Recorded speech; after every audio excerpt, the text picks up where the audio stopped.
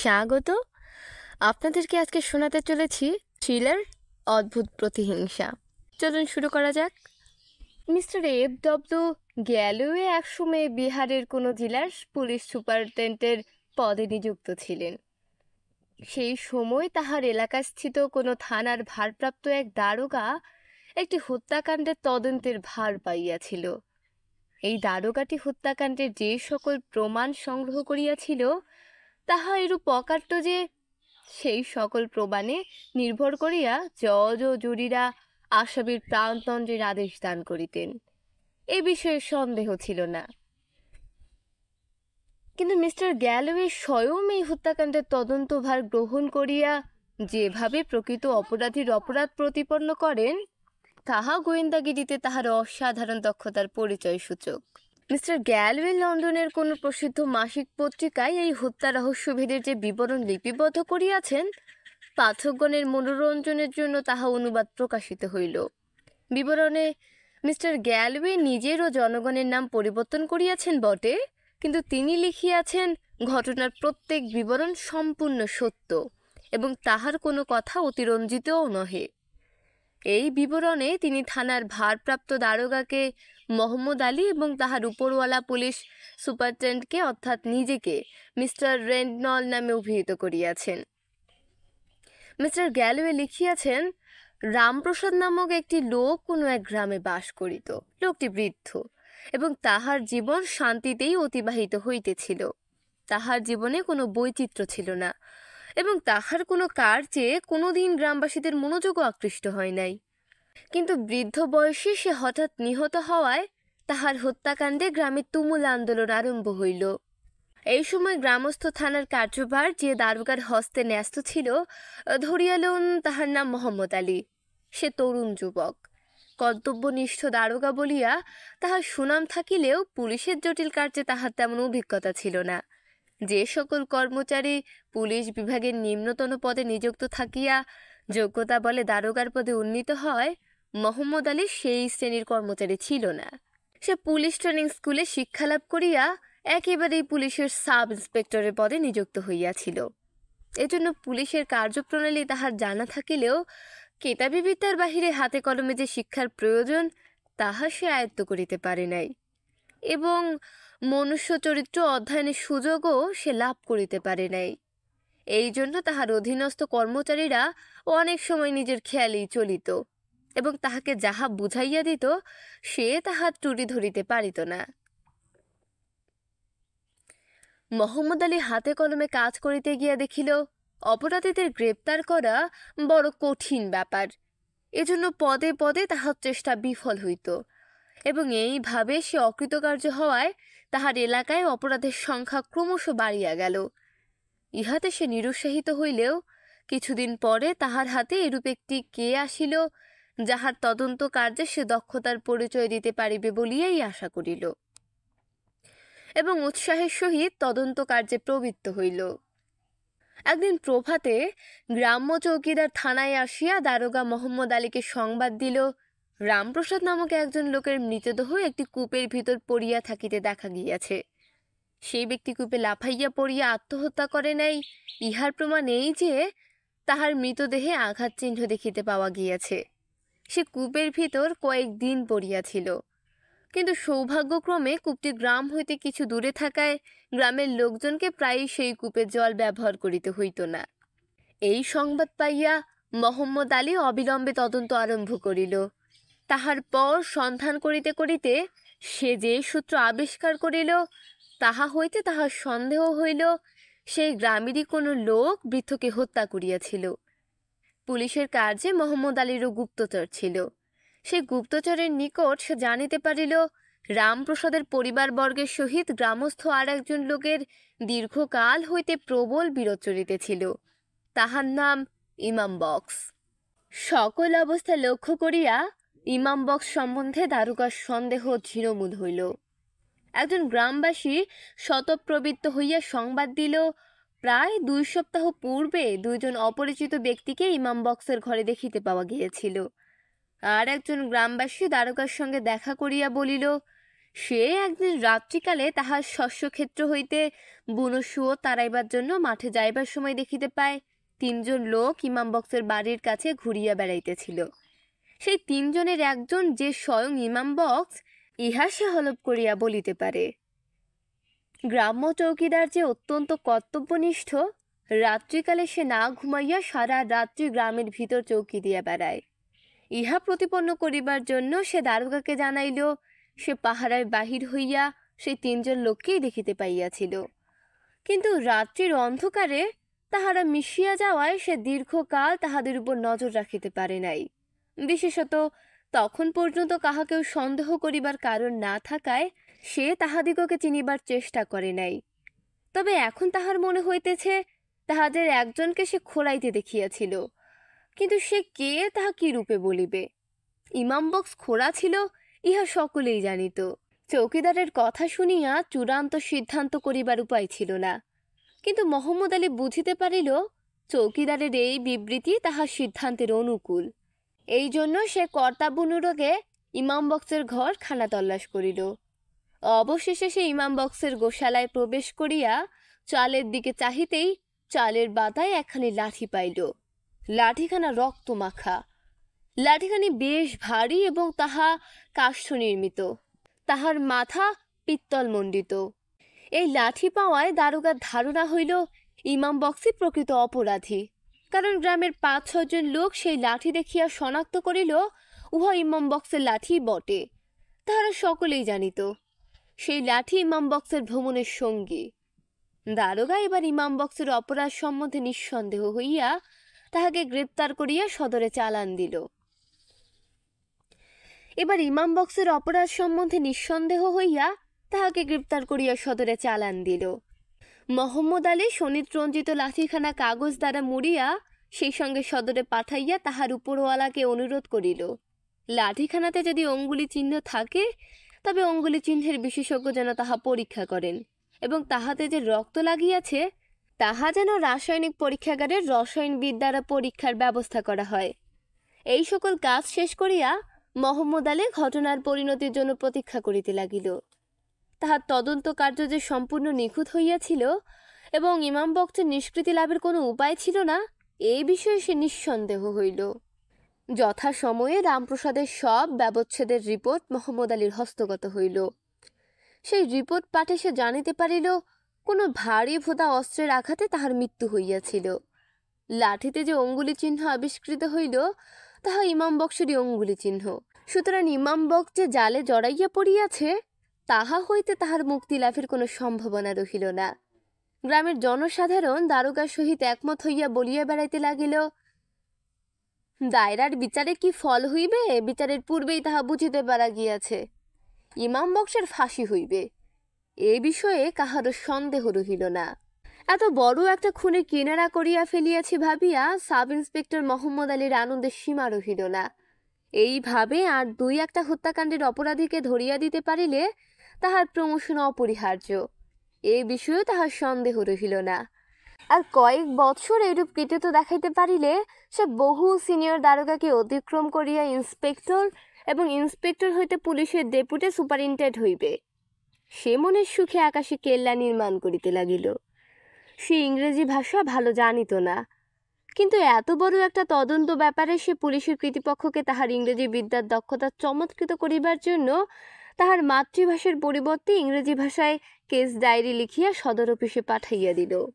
জেলা পুলিশের superintendent mister রেনব্লন তাহার সদর অফিসে ইমবক্সের বিরুদ্ধে আরোপিত অভিযোগ সম্বন্ধে গভীর চিন্তায় রত ছিলেন। তাহার বিরুদ্ধে যে সকল প্রমাণ সংগৃহীত হইয়াছিল সেই সকল প্রমাণ সম্বন্ধে আলোচনা করিতে করিতে তাহার মুখ গম্ভীর ও ভ্রুকুঞ্চিত হইল। তিনি সাব ইন্সপেক্টর মোহাম্মদ আলী প্রেরিত রিপোর্ট পুনর্বার পাঠ করিয়া তাহার তামাকের পাইপটা মুখ হইতে টেবিলের উপর নামাইয়া রাখিলেন এবং সাব ইন্সপেক্টরকে লক্ষ্য করিয়া মূর্খ বলিয়া হুঙ্কার দিলেন। পুলিশ সুপারিনটেন্ডেন্ট মিস্টার রেনব্লন যে বৃহৎ জেলার শান্তিরক্ষার ভার পাইয়াছিলেন, সেই জেলায় খুন জখম নিত্যই লাগিয়া থাকিত। অপরাধী সন্দেহে যাহাদিগকে গ্রেপ্তার করা হইত তিনি তাহাদিগকে বিচারার্থ চালান দিয়ে কর্তব্য শেষ করিতেন। আলোচ্য হত্যাকাণ্ডের তদন্ত সম্বন্ধে তিনি যে সকল কাগজপত্র পাইয়াছিলেন তাহা পাঠ করিয়া তাহার কেরানিকে ফেরত দিলেন বটে, কিন্তু তৎসম্বন্ধে কি আদেশ দিবেন তাহাই ভাবিতে লাগিলেন। ইমাম বক্সের বিরুদ্ধে যে সকল প্রমাণ সংগৃহীত হইয়াছিল তাহা তাহার কিরূপ প্রতিকূল ইহা তাহার বুঝিতে বিলম্ব হয় নাই। কিন্তু কিছুকাল চিন্তা করিয়া তাহার ধারণা হইল এই সকল অকাট্য প্রমাণের অন্তরালে যে গভীর রহস্য সংগুপ্ত আছে দারোগা মোহাম্মদ আলী তাহার মর্ম বুঝিতে পারে নাই। সংগৃহীত প্রমাণগুলির উপর নির্ভর করিয়া সে ইমাম বক্সকে এই বৃদ্ধ রামপ্রসাদের হত্যাকারী বলিয়া সিদ্ধান্ত করিয়াছে। এই চিন্তার পর মিস্টার রেন্ডলন সমগ্র ফাইলটি পুনর্গ্রহণ করিয়া তাহার আদব প্রান্ত অত্যন্ত সতর্কভাবে আর একবার পাঠ করিলেন এবং আসামির বিরুদ্ধে আরোপিত প্রমাণগুলি কিভাবে সংগৃহীত হইয়াছিল তাহা মনে মনে আলোচনা করিলেন। তাহার ধারণা হইল সাব ইন্সপেক্টর এই সকল প্রমাণে নির্ভর করিয়া প্রতারিত হইয়াছে। প্রকৃত রহস্য ভেদ করিয়া সত্য নির্ণয় করা তাহার অসাধ্য হইয়াছিল। মিস্টার রেন্ডল সাব ইন্সপেক্টরের রিপোর্ট পুনর্বার পাঠ করিয়া তাহার কেরানিকে উত্তেজিতভাবে বলিয়া উঠিলেন, সাব ইন্সপেক্টরকে লিখিয়া দাও, তাহার প্রেরিত রিপোর্টে তাহার নির্বুদ্ধিতারই পরিচয় পাওয়া গিয়াছে। সে ইংরেজিতে বিদ্যা না ফুলাইয়া ভবিষ্যতে তাহার রিপোর্ট যেন উর্দুতেই লিখিয়া পাঠায়, এই মামলা 1 সপ্তাহের জন্য মুলতবি রাখিতে আদালতকে অনুরোধ করো। ইতিমধ্যেই আমি অথবা ডেপুটি সুপারিনটেন্ডেন্ট ঘটনাস্থলে উপস্থিত হইয়া সরেজমিনে তদন্ত করিব এবং সাক্ষীগুলিকে পরীক্ষা করিব। আমি আজ অপরাহ্নের ক্লাবে যাইবার সময় জেলখানায় যাইব এবং আসামিকে ইমাম বক্স আত্মসমর্থনের জন্য কি বলিতে চাহে তাহা শুনিয়া লইব। সুপারিনটেন্ডেন্ট মিস্টার রেন্ডলস নির্দিষ্ট সময়ে জেলখানায় প্রবেশ করিলেন।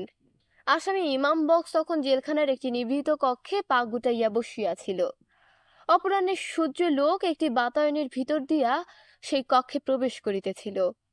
তাহার বিরুদ্ধে সংগৃহীত প্রমাণসমূহের গুরুত্ব ইমাম বক্সের অজ্ঞাত ছিল না, এই জন্যই সে জীবনের আশা ত্যাগ করিয়াছিল। ভাগ্য যাহা আছে ঘটিবে ভাবিয়া সে তখন সম্পূর্ণ নিশ্চেষ্ট। এমন সময় পুলিশ সুপারিনটেন্ডেন্ট মিস্টার রেন্ডলের আদেশে কারাকক্ষের দ্বার উদ্ঘাটিত হইলে ইমাম বক্স উঠিয়া দাঁড়াইয়া দ্বার প্রান্তে জেলারকে এবং তাহার কিছু দূরে একজন সাহেবকে দণ্ডায়মান দেখিল। সে তাহাদের উভয়কে সেলাম করিলে মিস্টার রেন্ডলস জেলারকে বলিলেন, আমি কে তাহা উহাকে জানান। আমি উহাকে বাহিরের আঙ্গিনায় লইয়া যাইতে চাই। সেখানে আমি উহার সহিত কোনো কোনো কথার আলোচনা করিব। অন্য কেহ তাহা শুনিতে না পায় এরূপ আমার ইচ্ছা। আমার নিকট কোনো দেহরক্ষী থাকিবে না বটে, কিন্তু সেজন্য চিন্তার কোনো কারণ নাই। আমার আত্মরক্ষা শক্তি আছে। ইমাম বক্স ও পুলিশ সুপারিনটেন্ডেন্টকে শতপ্রবৃত্ত হইয়া কোনো কথাই বলিল না। সে আত্মসমর্থনেরও চেষ্টা করিল না। মিস্টার রেন্ডলস বুঝিতে পারিলেন তাহাদের সে আদৌ বিশ্বাস করে না। তাহার মুখে অবজ্ঞার ভাবই পরিস্ফুট হইল। মিস্টার রেন্ডলস তাহার মনের ভাব বুঝিতে পারিয়া তাহার সহিত সহানুভূতি ভরে আলাপ করিতে লাগিলেন। তিনি তাহাকে নির্বাক দেখিয়া বিন্দুমাত্র অসন্তুষ্ট বা অধীরতা প্রকাশ না করিয়া তাহাকে বলিলেন, তুমি কয়েক বৎসর পূর্বে যে সকল দেওয়ানি মামলা করিয়াছিলে সেই সকল মামলার নথিপত্র আমি পড়িয়া দেখিয়াছি। রামপ্রসাদের পরিবারবর্গকে তুমি দেখিতে পারো না। আমার এই অনুমান কি সত্য নহে? পুলিশ সুপারিনটেন্ডেন্টের প্রশ্ন শুনিয়া ইমাম বক্স কোনো কথাই বলিল না। সে নতমস্তকে নির্বাকভাবে 2 পায়ের বুড়া আঙ্গুল দিয়া মাটি খুঁড়িতে লাগিল। মিস্টার রেন্ডলস তাহাকে নির্বাক দেখিয়া পুনর্বার বলিলেন, তোমাদের শেষ মামলার বিচার 6 মাস পূর্বে শেষ হইয়াছে। হাকিম তোমার অনুকূলেই রায় দিয়াছিলেন। জলের দখলের সত্য তোমাতেই বর্তিয়াছিল। রামপ্রসাদ যে তাহার পর তোমার বিরুদ্ধে মামলা চালাইবে তাহার উপায় ছিল না। এই অবস্থায় এই নিরুপায় পরাজিত শত্রুর সহিত তোমার বিরোধ চালাইবার কি কারণ ছিল? ইমাম বক্স মাথা নাড়িয়া গম্ভীরভাবে বলিল, না, কোনো কারণ ছিল না। মিস্টার রেন্ডলস বলিলেন, দেখো ইমাম বক্স, এ পর্যন্ত তুমি যে সকল মামলা চালাইয়াছ প্রত্যেক মামলাতেই তুমি যথেষ্ট বুদ্ধির পরিচয় দিয়াছ। বোকামি করিয়া কোনো মামলা নষ্ট করো নাই। কিন্তু তোমার বিরুদ্ধে আরোপিত এই হত্যাকাণ্ডের অভিযোগে তুমি এরকম নির্বোধের মতো কাজ করিলে কেন? এই ব্যাপারে আমি তোমার বিন্দুমাত্র দুর্দর্শিতার পরিচয় পাই নাই। লাঠিখানা যেখানে রাখিলে অতি সহজেই খুঁজিয়ে পাওয়া যায় সেখানে তাহা কি জন্য রাখিয়াছিলে? সেই লাঠি তো তোমারই, না তোমার নয়? ইমাম বক্স বলিল, সাহেব, লাঠিখানা যে আমার ইহা আমি অস্বীকার করিতে পারি না। গ্রামের বিস্তর লোক জানে ও লাঠি আমারই, কিন্তু আমার লাঠি হারাইয়াছিল এ কথা বলিলে কে তাহা বিশ্বাস করিত? মিস্টার রেন্ডলস বিস্মিতভাবে বলিলেন, তুমি বলিতেছ কি? মামলার ফলাফল যে ওই লাঠির উপরে নির্ভর করিতেছে। ইমাম বক্স বলিল, তা জানি সাহেব, দারোগা যখন আমার লাঠির সন্ধান করে তখন আমি তাহাকে জানাই আমার লাঠিখানা হারাইয়া গিয়াছে। এ কথা শুনিয়া দারোগা হাসিয়া বলিল, তোমার লাঠি হারাইয়াছে বলিতেছ, ইহার প্রমাণ কোথায়? সত্যই তাহার প্রমাণ নাই। পরে বুঝিতে পারি উহা কেহ চুরি করিয়াছিল, কিন্তু কে আমার কথা বিশ্বাস করিবে? আর এ কথা বলিয়াই বা ফল কি? মিস্টার রেইনডস বলিলেন, না, এ কথা বলিয়া কোনো ফল নাই সত্য, কিন্তু তুমি মুখ তুলিয়া অসংকোচে আমার মুখের দিকে চাহিয়া আবার ওই কথা বলিতে পারিবে? রামপ্রসাদ যে সময় মারা যায় সে সময় লাঠিখানা তোমার দখলে ছিল না, এ কথা বলিতে তোমার সাহস হইবে কি? ইমাম বক্স অকুণ্ঠিতভাবে তাহার এই আদেশ পালন করিল। সুপারিনটেন্ডেন্ট বলিলেন, উত্তম, এখন তুমি যাইতে পারো, আমি নিজেই এই সকল ব্যাপারে তদন্ত করিব। অনন্তর ইমাম বক্স তাহার ইঙ্গিতে প্রহরী কর্তৃক কারাকক্ষে নীত হইল। মিস্টার রেইনডস সংকল্প করিলেন, তাহার বিরুদ্ধে যে সকল মিথ্যা প্রমাণ সাজাইয়া রাখা হইয়াছিল তিনি তাহার অসারতা প্রতিপন্ন করিবেন। মিস্টার রেইনডস পরদিন প্রভাতে অনুবীক্ষণের সাহায্যে উইথ এ ম্যাগনিফাইং গ্লাস লাঠিখানের প্রত্যেক অংশ সতর্কভাবে পরীক্ষা করিলেন। তাহার পর অঙ্গুলি চিহ্ন পরীক্ষককে জেরা করিলেন। তিনি লাঠিতে একটি বিশেষ চিহ্ন আবিষ্কারের চেষ্টা করিতেছিলেন। তাহার সেই চেষ্টা সফল হওয়ায় তিনি আনন্দিত হইলেন। অঙ্গুলি চিহ্ন পরীক্ষক তাহার উপদেশ শুনিয়া প্রস্থান করিল। জেলা পুলিশের সুপারিনটেন্ডেন্ট সরেজমিন তদন্তে আসিতেছেন শুনিয়া পুলিশ সাব ইন্সপেক্টর মোহাম্মদ আলীর আনন্দ ও উৎসাহের সীমা রহিল না। সে হত্যাকাণ্ডের তদন্তে যে দক্ষতার পরিচয় দিয়াছিল তাহা তাহার উপরওয়ালার দৃষ্টি আকর্ষণ করিবে, তাহার শ্রম সফল হইবে, ইহা সে পূর্বে আশা করিতে পারে নাই। সে তাহার অফিস পরিষ্কার পরিচ্ছন্ন করিয়া খাতাপত্র সাজাইয়া রাখিল। পুলিশ সাহেব তদন্তে আসিয়া কোনো বিষয়ে কোনো ত্রুটি আবিষ্কার করিবেন তাহার উপায় রহিল না। দারোগা সাক্ষীগুলিকে ডাকাইয়া তাহাদিগকে শিখাইয়া পড়াইয়া ঠিক করিয়া রাখিল। কোন সাক্ষী কোন কথার পর কি বলিবে তাহা তাহারা মুখস্থ করিয়া রাখিল। কিন্তু এত আয়োজন পরিশ্রম সকলই বিফল হইল। পুলিশ সুপারিনটেন্ডেন্ট তখন তদন্তে আসিলেন না। তিনি মামলা সম্পর্কীয় সকল লোককে কৌশলে গ্রাম হইতে সরাইয়া দিলেন। তাহার পর একদিন হঠাৎ একজন আর্দালির সঙ্গে লইয়া সরেজমিন তদন্ত করিতে আসিলেন এবং যেভাবে তদন্ত আরম্ভ করিলেন তাহা সম্পূর্ণ নূতন এবং দারোগার কল্পনাতীত। গ্রামের প্রধান ব্যক্তিরা একটি অশ্বত্থ বৃক্ষের ছায়ায় পুলিশ সুপারিনকে ঘিরিয়া দাঁড়াইল বটে, কিন্তু কাহারও মুখ হইতেই একটু অনাবশ্যক কথা বাইর হইল না। সকলেই বুঝিয়াছিল অধিক কথা বলিলে হয়তো আদালতে সাক্ষ্য দিতে হইবে, কিন্তু সাক্ষ্য দিতে কাহারও ইচ্ছা ছিল না। তাহাদিগকে স্বল্পভাষী দেখিয়া মিস্টার রেইনডস খুশি হইলেন। অতঃপর মিস্টার রেইনডস গ্রামবাসীগণকে সঙ্গে লইয়া পূর্বোক্ত কূপের নিকট উপস্থিত হইলেন। গ্রামের বহু সাধারণ অধিবাসী ও বালক বালিকারা কৌতূহল ভরে তাহাদের অনুসরণ করিল। কূপটি বালুকাপূর্ণ মাঠের ভিতর অবস্থিত ছিল। একটি মেঠো পথ দিয়া তাহাদিগকে সেই কূপের নিকট গমন করিতে হইল। সকলে কূপ হইতে কিছু দূরে থাকিতে মিস্টার রেইনডস তাহাদিগকে সেই স্থানে অপেক্ষা করিতে আদেশ করিলেন। তাহার আদেশ অগ্রাহ্য করিয়া কেহই কূপের নিকট যাইতে সাহস করিল না। এবার মিস্টার রেইনডস তাহার আদালিকে সঙ্গে লইয়া কূপের নিকট উপস্থিত হইলেন। আদালির হাতে একটি ছোট পুটলি ছিল। লোকগুলি দূরে দাঁড়াইয়া কৌতূহল ভরে তাহাদের কাজ লক্ষ্য করিতে লাগিল। কূপের নিকট অনেকগুলি পদচিহ্ন ছিল। অধিকাংশই স্ত্রীলোকের পথচিহ্ন বলিয়া মিস্টার রেইনডসের ধারণা হইল। যে সকল পদচিহ্ন গ্রামের দিকে প্রসারিত ছিল মিস্টার রেইনডস সেগুলি লক্ষ্য না করিয়া কূপ হইতে প্রায় 100 গজ দূরে গমন করিয়া অর্ধচক্রাকারে তাহা ঘুরিয়া দেখিলেন। কূপ হইতে প্রায় 100 গজ দূরে গমন করিয়া অর্ধচক্রাকারে তাহা ঘুরিয়া দেখিলেন। সেখানে তিনি মানুষের চলিবার একটি পথ দেখিয়া মধ্যে মধ্যে তাহা থামিয়া পরীক্ষা করিতে লাগিলেন এবং একজন গ্রামবাসীকে আহ্বান করিয়া সেই পথের নিকট দাঁড়াইতে বলিলেন। তাহার পর তিনি তাহার আর্দালিকে সঙ্গে লইয়া কি দেখিতে দেখিতে সেই পথে অগ্রসর হইলেন।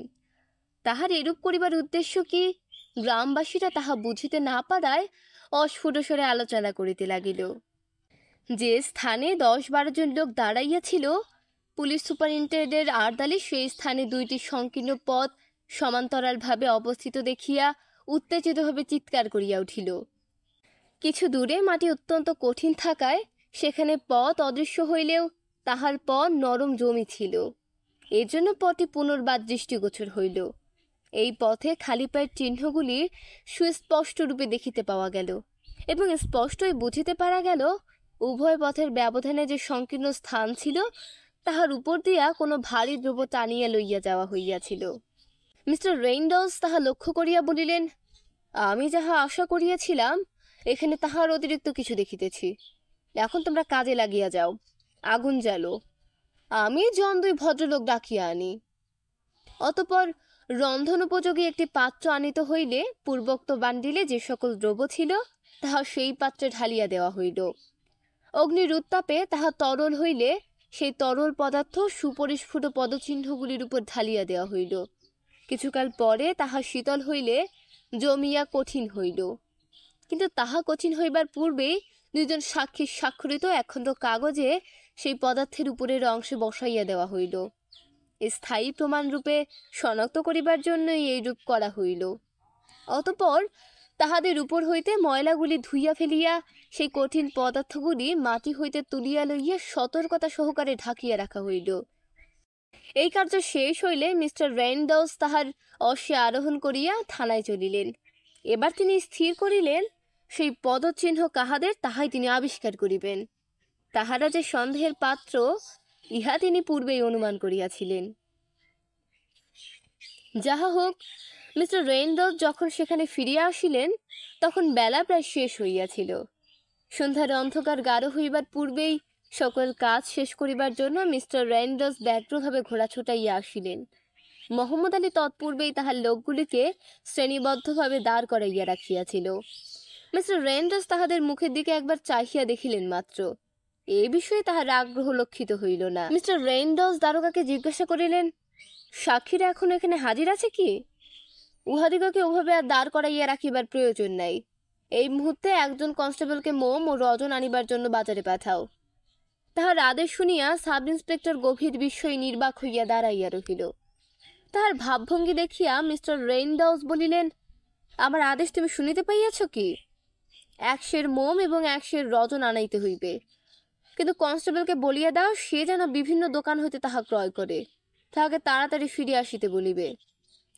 মোহাম্মদ আলী একজন কনস্টেবলকে বাজারে পাঠাইবার জন্য ডাকিয়া আনিয়া তাহাকে জিজ্ঞাসা করিল, সাহেব, মোম আর রজন লইয়া কি করিবেন? কনস্টেবল বলিল, খোদা মালুম। সাহেব যদি নিজের ইচ্ছায় তাহা না বলেন তাহা হইলে ও কথা তাহাকে জিজ্ঞাসা করা কি গোস্তামি হইবে না? কনস্টেবল তাড়াতাড়ি বাজারে চড়িয়া গেল। কয়েক মিনিট পরে মিস্টার রেইনডলস বারান্দার টেবিলের নিকট বসিয়া পড়িয়া রুমাল দিয়ে কপালের ঘাম মুছিতে মুছিতে দারোগা মোহাম্মদ আলীকে বলিলেন, মোহাম্মদ আলী, তুমি তোমার ডায়েরিতে লিখিয়াছ ইমাম বক্সের বাড়ি খানা তল্লাশির সময় তোমার নিকট আসামি স্বয়ং 2 জন সাক্ষী এবং চৌকিদার হাজির ছিল। সে সময় অন্য কোনো লোক সেখানে উপস্থিত ছিল কি? মোহাম্মদ আলী বলিল, হ্যাঁ সাহেব, রামপ্রসাদের পুত্র প্রতাপ আমার সঙ্গে গিয়েছিল। ওই যে সে এখন ওখানে বসিয়া আছে। সে অদূরবর্তী একটি যুবককে লক্ষ্য করিয়া অঙ্গুলি প্রসারিত করিল। মিস্টার রেইনডলস বলিলেন, খানা তল্লাশির সময় সে কি এই কাজে কোনো রকম সাহায্য করিয়াছিল? মোহাম্মদ আলী তৎক্ষণাৎ বলিল, না সাহেব, খানা তল্লাশ সংক্রান্ত কোনো ব্যাপারে সে যোগদান করে নাই। আমার সঙ্গে যে চৌকিদার ছিল সে গোয়াল ঘরে চালের এলোমেলো ভাবের দিকে আমার দৃষ্টি আকর্ষণ করিয়াছিল। মিস্টার রেইনডলস প্রশ্নসূচক দৃষ্টিতে চৌকিদারের মুখের দিকে চাহিলেন। চৌকিদার বলিল, হ্যাঁ হুজুর, প্রতাপ আমার সঙ্গে এই সকল কথা আলোচনা করিতে করিতে গোয়াল ঘরের চালের দিকে চাহিলে সেদিকে আমারও নজর পড়িল। মিস্টার রেইনডলস দারোগাকে বলিলেন, যে লাঠি পাওয়া গিয়েছিল সেই লাঠি তুমি ভিন্ন আর কেহই হাত দিয়ে স্পর্শ করে না, এই বিষয়ে তুমি কি সতর্ক ছিলে মোহাম্মদ আলী? মোহাম্মদ আলী বলিল, হ্যাঁ সাহেব, ইহা আমি হলফ করিয়া বলিতে পারি। আমি নিজের হাতে তাহা টানিয়া বাহির করি এবং সেই সময় তাহাতে রক্তের দাগ দেখিতে পাই। তাহার পর সেই লাঠি আর কেহ স্পর্শ করে নাই। মিস্টার রেইনডলস ক্ষণকাল চিন্তা করিয়া বলিলেন, তুমি নিজের হাতে তাহা টানিয়া বাহির করিয়াছিলে বলিলে লাঠির মাথার দিকটা ধরিয়া টানিয়াছিলে না সরু দিকটা ধরিয়াছিলে? স্মরণ করিয়া ঠিক উত্তর দাও। মোহাম্মদ আলী ধাঁধায় পড়িয়া বলিল, লাঠিখানার পিতল চকচক করিতেছিল, তাহাতেই আমার দৃষ্টি আকৃষ্ট হয়। লাঠির অবশিষ্ট অংশ ঢাকা ছিল। আমি তাহা দুই মুড়া হাত দিয়া ধরিয়াছিলাম, উহার মধ্যস্থল স্পর্শ করি নাই। উহা দেখিয়াই আমার মনে হইয়াছিল উহাতে অঙ্গুলি চিহ্ন আছেই। মিস্টার র্যান্ডলস বলিলেন, প্রতাপ কি করিল? উহা কি আসামির লাঠি বলিয়া শনাক্ত করিল? মোহাম্মদ আলী মাথা নাড়িয়া বলিল, না, সে তাহা করে নাই সাহেব, কিন্তু দুইজন সাক্ষী এবং যাহারা দ্বারের বাহিরে দাঁড়াইয়াছিল তাহারা সকলে জানিত উহা ইমাম বক্সেরই লাঠি। তাছাড়া বিশেষজ্ঞর রিপোর্ট আছে স্যার। পুলিশ সুপারিনটেন্ডেন্ট তাহার কর্মতৎপরতায় সম্পূর্ণ নির্ভর করিতে পারিতেছেন না ভাবিয়া তাহার কণ্ঠস্বরে ক্ষোভের চিহ্ন লক্ষিত হইল। এই সকল অকাট্য প্রমাণ সত্ত্বেও সাহেব কোনো পথে অগ্রসর হইয়াছেন, তার উদ্দেশ্যই বা কি? দারোগা নত মস্তকে দাঁড়াইয়া এই সকল কথা চিন্তা করিতে লাগিল। মিস্টার র্যান্ডলস দারোগাকে বলিলেন, এক বাতি সূক্ষ্ম বালি আনাইয়া তাহা 1 ইঞ্চি পুরো করিয়া মাটিতে ছড়াইয়া দাও। এখন আমি কোনো সাক্ষীকে জেরা করিব না। উহাদের প্রত্যেকে কি সাক্ষ্য দিবে তাহা তোমার ঠিক জানা আছে মোহাম্মদ আলী। যাহারা লাঠি শনাক্ত করিয়াছিল তাহাদিগকে, চৌকিদারকে এবং প্রত্যেককে ওই দল হইতে বাছিয়া লও।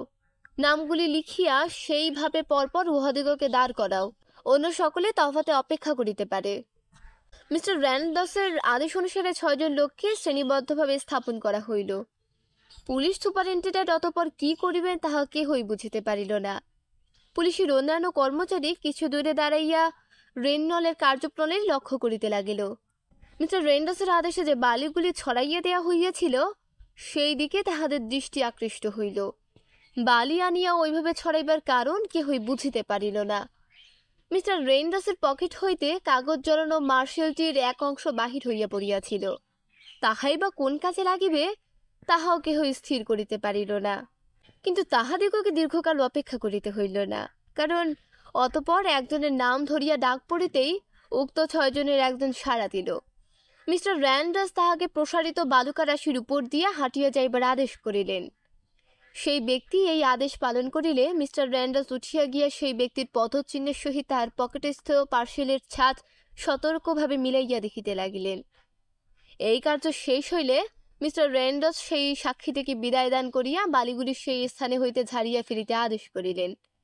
প্রসারিত বালুকা রাশি অপ্রসারিত হইলে আবার বালি ছড়াইয়া দেওয়া হইল এবং দ্বিতীয় সাক্ষীকে তাহার উপর দিয়া পূর্ববৎ হাঁটিয়া যাইতে বলা হইল।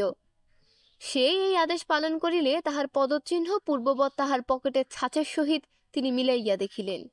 অতঃপর তৃতীয় ব্যক্তির পালা।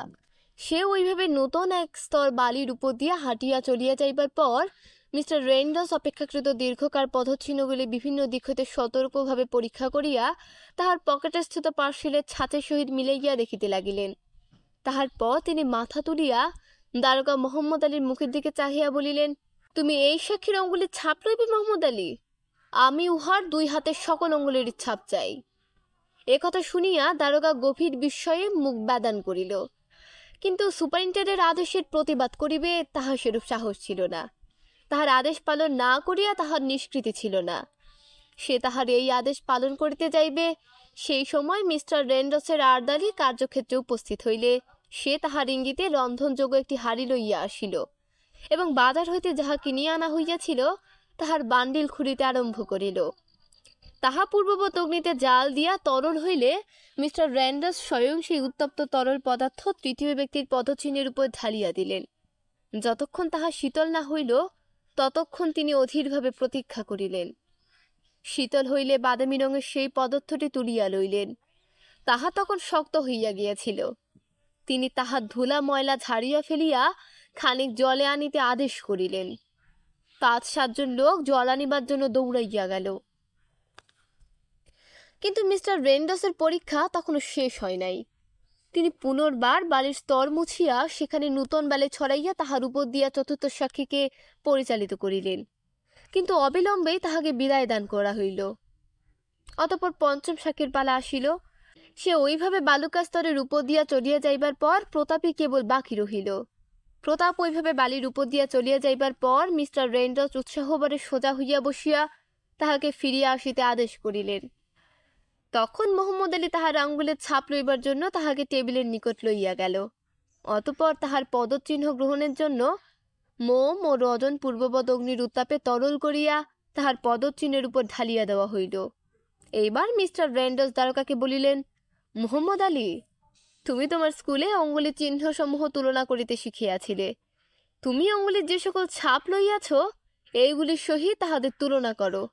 এই কথা বলিয়া তিনি একখানি নেফাফার ভিতর হইতে অঙ্গুলি চিহ্নিত কয়েকখানি ফটো বাহির করিয়া মোহাম্মদ আলীর হস্তে প্রদান করিলেন।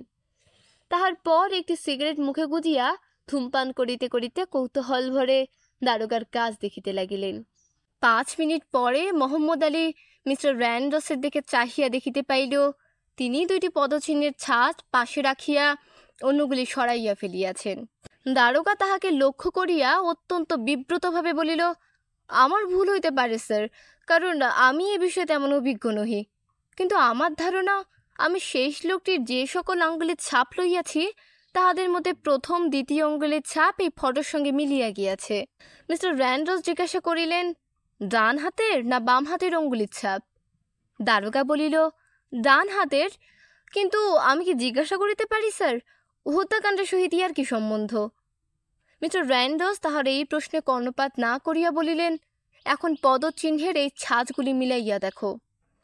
মোহাম্মদ আলী তাহা মিলাইয়া দেখিয়া বলিল, হ্যাঁ, ঠিক একই রকম বটে, এমনকি বুড়ো আঙ্গুলের নিচে যে কাটা দাগটি আছে তাহা পর্যন্ত মিলিয়া গিয়েছে স্যার, আগাগোড়া মাপেরও কোনো পার্থক্য নাই।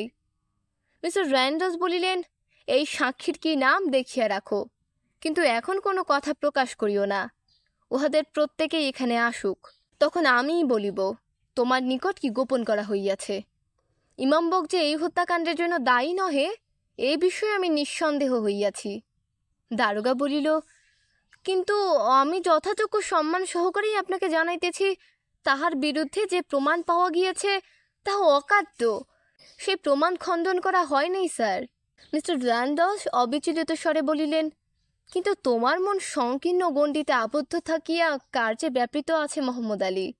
আমার ধারণা ছিল এ পর্যন্ত যাহা করা হইল ইহার ফলে সত্যের আলোকে তোমার মতো নির্বোধকেও রহস্যের অন্ধকারে পথ দেখাইতে পারিবে। এখন তুমি একটু বুদ্ধি খরচ করো দেখি। অতঃপর মিস্টার র্যান্ডলস অন্য সকলের দিকে চাহিয়া উত্তেজিত স্বরে আদেশ করিলেন, রামপ্রসাদের পুত্র প্রতাপ, তুমি উঠিয়া আমার কাছে আসিয়া দাঁড়াও। তোমাকে আমার কোনো কথা বলিবার আছে। অন্য যাহারা এখানে হাজির আছে তাহারাও আমার কথা শুনিতে পারে, কিন্তু আমার কথাগুলি বলিতে আরম্ভ করিবার পূর্বে আমি আর একটা ল্যাম্প চাই। তাহা উঁচু করিয়া ধরিতে হইবে, যেন আমি প্রতাপের মুখ সুস্পষ্ট রূপে দেখিতে পাই। পুলিশ সুপারিনটেন্ডেন্টের আদেশ শুনিয়া প্রতাপ অনিষ্ঠার সহিত উঠিয়া আসিয়া তাহার সম্মুখে দণ্ডায়মান হইল। ল্যাম্পের আলোক তাহার মুখের উপর পড়িল এবং সেই আলোকে তাহার পশ্চাৎস্থিত অন্যান্য লোকগুলিকেও দেখিতে পাওয়া গেল। একজন কনস্টেবল বারান্দার ধারে দাঁড়াইয়া হ্যারিকেন লণ্ঠনটা প্রসারিত হস্তে উঁচু করিয়া ধরিয়া রহিল। দারোগা মোহাম্মদ আলী পুলিশ সুপারিনটেন্ডেন্টের পশ্চাতে বসিয়াছিল। তাহার মুখে ভয় ও দুশ্চিন্তা পরিস্ফুট। প্রকৃত ব্যাপার কি তাহা সে তখনও বুঝিতে পারে নাই। মিস্টার র্যান্ডলস তাহার মুখ হইতে অর্ধদগ্ধ সিগারেটটা বাহির করিয়া লইলেন। দর্শকগণ স্তব্ধভাবে প্রতীক্ষা করিতে লাগিল। তাহার পর মিস্টার র্যান্ডলসকে মুখ তুলিয়া তীব্র দৃষ্টিতে সকলের মুখের দিকে চাহিতে দেখিয়া ভয়ে সকলেরই মুখ শুকাইয়া গেল। তাহাদের বুক কাঁপিতে লাগিল। প্রকৃত ব্যাপার কি তাহা কেহই বুঝিতে পারিল না, কিন্তু প্রত্যেকেরই আশঙ্কা হইল তাহাকে এই হত্যাকাণ্ডের জন্য জবাবদিহি করিতে হইবে। সুপারিনটেন্ডেন্ট হ্যারিকেন লণ্ঠনের অস্ফুট আলোকে অদূরে দণ্ডায়মান প্রত্যেক ব্যক্তির মুখ একে একে দেখিতে লাগিলেন।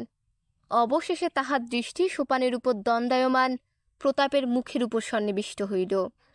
মিস্টার র্যান্ডলস তাহাকে লক্ষ্য করিয়া অচঞ্চল স্বরে বলিতে লাগিলেন, প্রতাপ, যে ব্যক্তির মৃত্যু হইয়াছে সে তোমার পিতা, এবং যে ব্যক্তি তোমার পিতার হত্যাকারী বলিয়া অভিযুক্ত হইয়াছে সে তোমার শত্রু, তোমাদের সমগ্র পরিবারেরই শত্রু। এ কথা কি সত্য নহে? তোমরা পরস্পরকে দীর্ঘকাল হইতে শত্রুপতি ঘৃণা করিয়া আসিয়াছ। এই ঘৃণার কথা তোমাদের কাহারও অজ্ঞাত নহে। তোমরা যে সকল মামলা করিয়া আসিয়াছ সেই সকল মামলার নথিপত্রেও ইহার সুস্পষ্ট উল্লেখ আছে।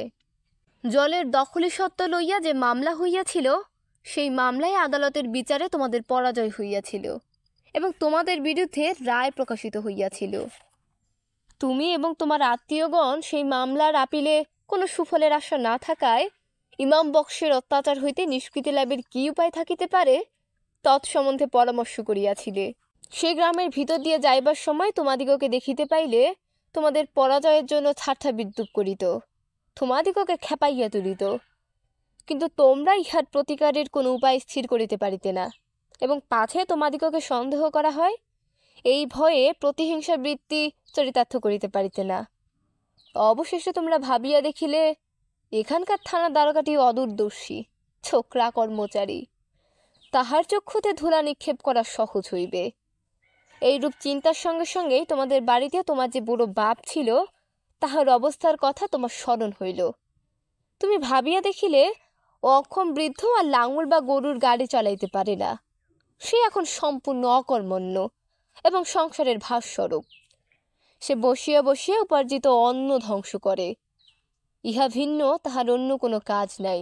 সুতরাং তাহার উপর তোমার দৃষ্টি পড়িল, এবং শয়তান আসিয়া তোমার ক্রান্তে ভর করায় সেই অকর্মণ্য বৃদ্ধকে কাজে লাগাইবার জন্য তোমার আগ্রহ হইল। শয়তান তোমার কানে কানে বলিল, এই বুড়োকে সরাইয়া দিলে কোনো ক্ষতি নাই, তাহার দ্বারাই তোমাদের কার্যসিদ্ধি হইবে, কিন্তু এজন্য পথ প্রস্তুত করিতে হইবে, সুতরাং তোমাকে সুযোগের প্রতীক্ষা করিতে হইল। অবশেষে এই সুযোগ আসিল, ইমাম বক্সের লাঠিখানা চুরি করিবার সুযোগ হইল। এই লাঠি চুরি করিয়াও তোমাকে কান খাড়া করিয়া প্রতীক্ষা করিতে হইল, কারণ ইমাম বক্স তাহার লাঠি চুরি যাওয়ার সম্বন্ধে গ্রামের লোকদের কোনো কথা বলে কিনা তাহা জানা প্রয়োজন বলিয়াই তোমার ধারণা হইল। লাঠি চোর বলিয়া তোমাকে সন্দেহ করা হয় কিনা তাহা জানিবার জন্য তুমি উৎসুক হইবে, ইহা তোমার পক্ষে সম্পূর্ণ স্বাভাবিক, কিন্তু ইমাম বক্স এ সম্বন্ধে উচ্চবাক্য না করায় তোমার আশা পূর্ণ হইল। এই পর্যন্ত বলিয়া মিস্টার রেইনডস ক্ষণকালের জন্য নীরব হইলেন। প্রতাপ এ সকল কথা শুনিয়া স্তব্ধ হইয়া দাঁড়াইয়া রহিল। এই সময় কনস্টেবলটা হাত বদলাইয়া হ্যারিকেন লণ্ঠনটা অন্য হাতে লইল। মোহাম্মদ আলী অধীরভাবে এক হাঁটু অন্য হাঁটুর উপর তুলিয়া বসিল। এইবার তাহার মনে হইতে লাগিল তদন্ত কার্যে তাহাকে হয়তো প্রতারিত হইতে হইয়াছিল, কিন্তু তাহার অনুকূলে যে অকাট্য প্রমাণ বর্তমান, তাহা ব্যর্থ হইবার সম্ভাবনা কোথায়? মোহাম্মদ আলী ভাবিল, সাহেব অনুমানে ভর করিয়াই ওসব কথা বলিয়াছেন। অনুমান কখনো প্রমাণের স্থান অধিকার করিতে পারে না, সুতরাং চিন্তার কোনো কারণ নাই বুঝিয়া সে গ্যাট হইয়া বসিয়া রহিল। তাহার মুখে অবিশ্বাসের ক্ষীণ হাসি ফুটিয়া উঠিল। অন্যান্য লোকও ওরূপ ভাবিতে লাগিল। মোহাম্মদ আলী আশ্বস্ত চিত্তে তাহাদের মুখের দিকে চাহিল, কিন্তু তাহাদের মুখ দেখিয়া নিশ্চিত হইতে পারিল না। তাহারা বুঝিয়াছিল পুলিশ সুপারিনটেন্ডেন্ট দ্বারকা মোহাম্মদ আলী অপেক্ষা অনেক অধিক সংবাদ সংগ্রহ করিয়াছেন, এবং তিনি তাহা সপ্রমাণ করিবার ব্যবস্থা করিতেছেন। তাহাদের অনুমান শেষ হইবার পূর্বেই মিস্টার র্যান্ডাস প্রতাপকে সম্বোধন করিয়া বলিলেন, প্রতাপ, আমি অত্যন্ত বিস্মিত হইতেছি যে তুমি তোমার বৃদ্ধ পিতা রামপ্রসাদকে তাহার নিদ্রিত অবস্থায় লাঠি মারিয়া হত্যা করিতে কুণ্ঠাবোধ করো নাই। হ্যাঁ, ওই লাঠি দিয়েই তাহাকে হত্যা করিয়া তোমার কোনো আত্মীয় সাহায্যে তার মৃতদেহ ওই কূপের নিকট টানিয়া লইয়া গিয়াছিলে। বালির উপর তোমার পায়ের দাগ পাওয়া গিয়েছে, কিন্তু তোমাদের শত্রুই যে তোমার পিতাকে হত্যা করিয়াছে ইহার উপযুক্ত প্রমাণের প্রয়োজন হইবে বুঝিয়া তুমি তাহার সেই লাঠি তাহারই গোয়াল ঘরে চালে গুজিয়া রাখিয়াছিলে। তুমি জানিতে তাহা সহজেই খুঁজিয়া পাওয়া যাইবে। উহা যে তুমি সেখানে লুকাইয়া রাখিয়াছিলে তাহার প্রমাণ এই যে সেই লাঠিতে রক্তের দাগের ভিতর তোমার 2টি আঙ্গুলের চিহ্ন পাওয়া গিয়েছে। এবার দারোগা মোহাম্মদ আলী বিস্ময় ভরে একটা হুঙ্কার দিয়া উঠিয়া দাঁড়াইল। মিস্টার রেইনডস তাহার বিস্ময়ের কারণ বুঝিতে পারিয়া অঙ্গুলি চিহ্নের ফটোর প্রতি তাহার দৃষ্টি আকর্ষণ করিয়া বলিলেন, এই অঙ্গুলি চিহ্নের উপর সব নির্ভর করিতেছে। অঙ্গুলি চিহ্নের বিশেষজ্ঞ উহা লক্ষ্য করে নাই, তোমাকে বেশি দোষী করিতে পারি না। অতঃপর মিস্টার র্যান্ডস প্রতাপকে সম্বোধন করিয়া বলিতে লাগিলেন, অপরাধে বলিয়া কাহাকে সন্দেহ করা হইবে তাহা তুমি ভালোই জানিতে, এজন্য কাহারও বিরুদ্ধে প্রত্যক্ষ অভিযোগ করা তুমি আবশ্যক মনে করো নাই। যখন আসামির বাড়ি খানাতল্লাশ হয় তখন তুমি সেখানে হাজির ছিলে, কারণ তোমার আশঙ্কা হইয়াছিল লাঠিখানা সকলের দৃষ্টি এড়াইতেও পারে। উহা কোথায় লুকাইয়া রাখিয়াছিলে তাহা তোমার কৌশলে ধরা পড়িলেও তুমি এরূপ চতুর যে লাঠিখানা নিজে শনাক্ত করো নাই। গ্রামের সকলেই জানিত উহা ইমাম বক্সেরই লাঠি, কিন্তু অতিরিক্ত সতর্ক হইয়াই তুমি ভুল করিয়াছ। আমার বয়স নিতান্ত অল্প নয়, কিন্তু তোমার মতো হীন প্রবৃত্তির মানুষ জীবনে দেখি নাই। নিজের বাপকে হত্যা করিবার জন্য লাঠি তুলিতে তোমার হাত হইতে লাঠি খসিয়া পড়িল না, তোমার হাত আড়ষ্ট হইল না? ইহাই আশ্চর্য। মিস্টার র্যান্ডসের কথা শুনিয়া অন্যান্য লোক সেই পিতৃ হত্যার ছায়া স্পর্শ করিতে ঘৃণাবোধ করিয়া দূরে সরিয়া দাঁড়াইল। মিস্টার র্যান্ডস উত্তেজিত স্বরে বলিলেন, তোমার আর কি বলিবার থাকিতে পারে? দুইবার প্রতাপের ওষ্ঠ কম্পিত হইল, কিন্তু তাহার মুখ হইতে কোনো কথা বাহির হইল না। অবশেষে সে হতাশভাবে বলিল, বাবা এজন্য আমাকে অনুমতি দিয়াছিল। মিস্টার র্যান্ডস তাহার দিকে অঙ্গুলি প্রসারিত করিয়া উত্তেজিত স্বরে বলিলেন, সে তাহাকে খুন করিবার জন্য তোমাকে অনুমতি দিয়াছিল? কি মিথ্যাবাদী! পিতৃ হত্যা প্রতাপ চারিদিকে চাহিয়া তাহার সাক্ষীগণকে ঘৃণায় তাহার সংস্রব ত্যাগ করিতে দেখিয়া ক্রুদ্ধস্বরে বলিল, হ্যাঁ, আমার বাপের আদেশপত্র আমার সঙ্গেই আছে। আমাদের মহাশত্রু ফাঁসিতে মরিবে এই আশায় বাবা স্বেচ্ছায় প্রাণ বিসর্জন করিয়াছে। তাহার পীড়াপিড়িতে বাধ্য হইয়া তাহার আদেশ পালন করিয়াছি মাত্র। এই ফোনটি তাহার নিজেরই, এর জন্য তাহার নিকট হইতে হুকুমনামা লিখিয়া লইয়া আমি এ কাজ করিয়াছি। পিতৃ আজ্ঞা কি করিয়া অগ্রাহ্য করি? এই কথা বলিয়া প্রতাপ তাহার পাগড়ির মুড়া হইতে একখানি চিরকুট খুলিয়া তাহা মিস্টার র্যান্ডসের হাতে অর্পণ করিল। মিস্টার র্যান্ডস প্রতাপের পিতা রামপ্রসাদের সহস্ত লিখিত সেই আদেশলিপি পাঠে স্তম্ভিত হইলেন। তিনি জানিতেন অনেকে ক্রোধ ভরে শত্রুর মাথায় লাঠি মারিয়া তাহাকে হত্যা করিয়া প্রাণদণ্ডে দণ্ডিত হয়, কিন্তু কোনো ব্যক্তি শত্রুকে প্রাণদণ্ডে দণ্ডিত করিবার জন্য নিজে লাঠি খাইয়া প্রাণ বিসর্জন করে, এরূপ দৃষ্টান্ত তিনি এই প্রথম দেখিলেন। অতঃপর প্রতাপের হাতে হাত করি আটিবার সময় সে দুঃখ করিয়া বলিল, বাবা অনর্থক মরিল। যাহাকে ফাঁসি লটকাইবার জন্য বাবা স্বেচ্ছায় প্রাণ দিল, তাহাকে তুমি কৌশলে বাঁচাইয়া দিলে সাহেব। শেষে পিতৃ হত্যার শাস্তি আমাকেই লইতে হইবে।